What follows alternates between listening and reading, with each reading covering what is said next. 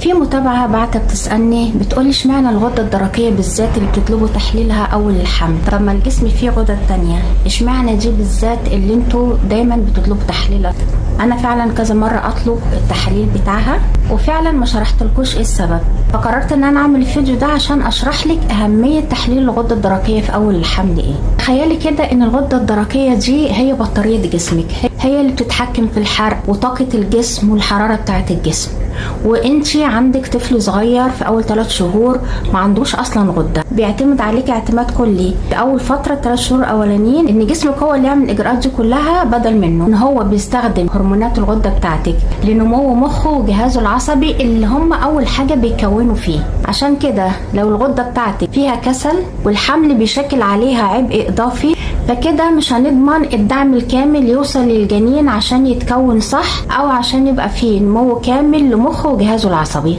فلما بنقولك اعملي تحليل الغده لو لقيتي فيه خمول ولو بسيط لازم على طول تروحي للدكتور غدد عشان خاطر يكتب لك التروكسين ويظبط لك الجرعات على حسب عدد شهور الحمل بتاعتك.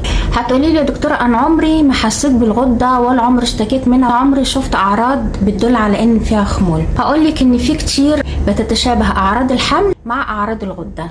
يعني مثلا حامل بتحس بارهاق، بتحس بسخونيه، بتحس ان جسمها بيبقى دافي شويه. اعراض الغده بتتشابه معاها شويه لكن بتتميز عن اعراض الحمل بان هي بتكون كتيره شويه. يعني انت لو حملك طبيعي حسيتي بشويه ارهاق بتخشي تنامي شويه بتصحي فايقه وكويسه، لكن في خمول الغده الدرقيه لما بتنامي بتصحي بتلاقي برضو نفس التقل ونفس التعب وبتبقى حركتك تقيله ومش قادره تقومي من السرير اصلا. وبرضو في الحمل الطبيعي الست بتحس نفسها حرانه او الجو سخن عندها شويه، لكن في خمول الغده الست بتحس نفسها بردانه وبتبقى عايزه تتغطى حتى لو جو حر. بيزيد كمان مع الاعراض دي بيبقى فيه جفاف في الجلد، فيه جفاف في الشعر، وفي انتفاخ في الوش وتحت العينين، وبتحس ان ضربات قلبها تقيله وبطيئه. اللي انا قلته ده اللي هو خمول الغده الدرقيه.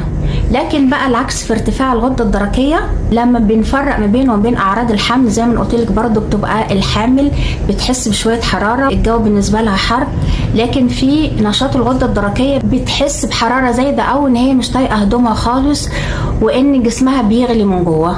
وبعدين كمان في الحمل العادي بتحس ان شويه ضربات قلبك سريعه عشان طبعا زياده دوره دمويه للجنين، لكن في حاله نشاط الغده بتحس ان ضربات قلبك سريعه خالص وحساها والجسم كله بيتهز، والنبض بتاع ضربات قلبك بتحسيه حتى في الحلق، يعني بيبقى واصل لحد الحلق. وبتلاقي نفسها حتى لو بتاكل كتير برضو وزنها بيقل وبتبقى عصبيه جدا